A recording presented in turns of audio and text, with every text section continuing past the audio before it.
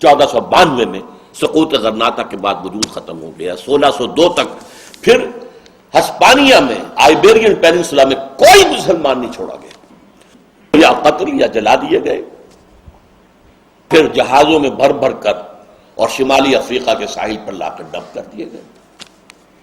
تو میں نے لکھا کیا یہی تاریخ ہندوستان میں بھی دہرائی جانے والی ہے؟ یہ میری سن 84-85 کی بات ہے.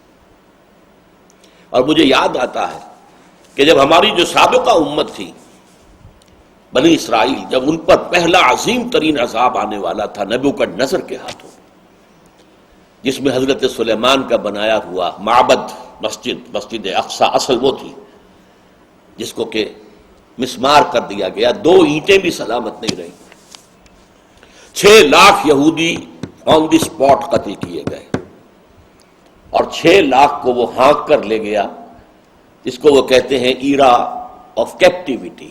100 سال تک وہ بیبیلونیا اس وقت عراق کو کہتے تھے. نبوکدنضر جو ہے وہ ایک طرح کا نمرود تھا، عراق کے بادشاہوں کو نمرود کہتے تھے، جیسے مصر کے بادشاہ فرعون کہلاتے تھے. تو وہاں نمرود جو ہے ان کو لے گئے، وہاں وہ 100 برس تک کیپٹیوٹی میں رہے.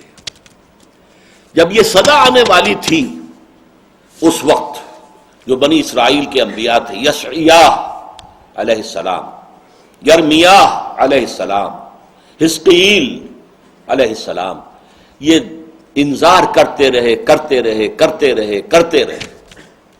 کہتے رہے دیکھو درخت کی جڑ پر کلہاڑا رکھا جا چکا ہے.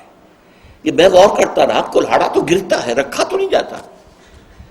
لیکن بعد میں سمجھ میں آ گیا، آپ نے دیکھا ہوگا کہ چاہے لکڑی پھاڑنے والا ہے، چاہے کوئی اور، چاہے جلاد، پہلے وہ اپنا جو ہے اس گردن پر رکھتا ہے، یعنی یہ کہ مجھے یہاں ضرب لگانی ہے، معین کرتا، پھر اٹھا کر مارتا. کلہاڑے کو بھی پہلے اس لکڑی کے اوپر رکھے گا کہ یہ جگہ ہے جہاں پر کہ مجھے اب جسے ایم کرنا ہے اپنے کو، پھر اٹھا کر مارتا. تو جب درخت کی جڑ پر کلہاڑا رکھا جا چکا ہے، ہوش میں آ جاؤ، جاگ جاؤ. لیکن یہی ہے مرنے والی امتوں کا عالم پیری، کسی کے کان پر جوں نہیں رینگی. اور صورت کیا بن گئی، حال ہی کے الفاظ سنا رہا ہوں. کسی نے یہ بقرات سے جا کے پوچھا، مرض تیرے نزدیک مہلک ہیں کیا کیا؟ کہا دکھ جہاں میں نہیں کوئی ایسا کہ جس کی دوا حق نے کی ہو نہ پیدا. اور یہ حدیث نبوی ہے، ما انزل اللہ من دائن الا انزل لہ دواء. اللہ نے کوئی مرض ایسا پیدا نہیں کیا جس کی دوا نہ اتاری ہو، مگر وہ مرض جسے آسان سمجھیں، کہے جو طبیب اس کو ہذیان سمجھے. یہی حال دنیا میں اس قوم کا ہے، بھنور میں جہاز آ کے جس کا پھنسا ہے، کنارہ ہے دور اور طوفان بپا ہے، گما ہے یہ ہر دم کہ اب ڈوبتا ہے.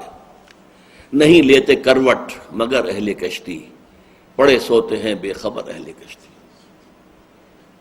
یہ انداز ہے ہمارا.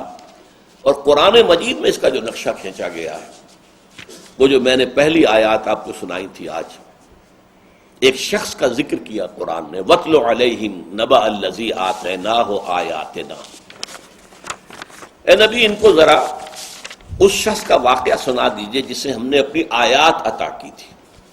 بعض لوگوں نے ترجمہ کیا آیات کا علم، نہیں، یہ غلط ہے. آیات جو ہے معجزوں کو بھی کہتے ہیں، آیات کرامات کو بھی کہتے ہیں، اس لیے کہ نبیوں کے لیے معجزہ ہوتا ہے، خرق عادت، اور غیر نبی کے لیے، اولیاء اللہ کے لیے کرامات ہوتی ہیں. تو کوئی صاحب کرامت بزرگ تھا، بہت بڑا جو ہے کوئی عالم بھی تھا، کوئی روحانی شخصیت بھی تھی. ہم نے اسے اپنی آیات عطا کی. فانسلخ منہا، ان میں سے نکل بھاگا، اپنے اس مقام کو چھوڑ دیا. اس کا ذکر آتا ہے تورات میں کہ ایک عورت کے چکر میں پھنس کر پھر اس کی ساری نیکی، سارا تقوی، سارا زہد ختم. فَأَتْبَعَهُ الشَّيْطَانُ، تو اب شیطان اس کے پیچھے لگ گیا. بڑا اہم جگہ ہے یہ. پہلے انسان خود غلط حرکت کرتا ہے، تب شیطان اس کے پیچھے لگتا ہے. پہلا فیصلہ اپنا ہوتا. فَأَتْبَعَهُ الشَّيْطَانُ فَكَانَ مِنَ الْغَاوِينَ، پھر وہ ہو گیا بہت ہی گمراہ لوگوں میں.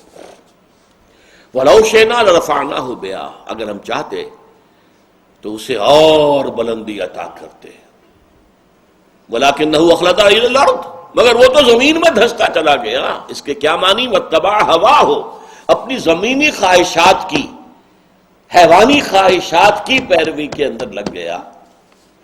فَمَثَلُهُ كَمَثَلِ الْكَلْبِ، تو اس کی مثال کتے کی سی ہے، ان تحمل علیہ یلہس او تترکہ یلہس، اس پر اگر آپ کو بوجھ لاد دیں گے تب بھی وہ ہانپے گا، اس کی زبان نکلی رہے گی اور جو ہے اس میں سے رال ٹپکتی رہے گی، اور اگر چھوڑ دو کوئی بوجھ نہ لادو تب بھی اس کا یہی حال رہے گا۔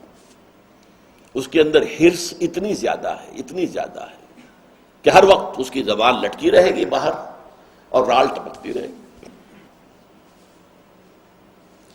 اب فرمایا ذالک مثل القوم الذین کذبوا بآیاتنا، یہ تو ایک فرد کی ہم نے آپ کو مثال سنائی ہے، یہی مثال اس قوم کی ہے جو ہماری آیات کو جھٹلا دے۔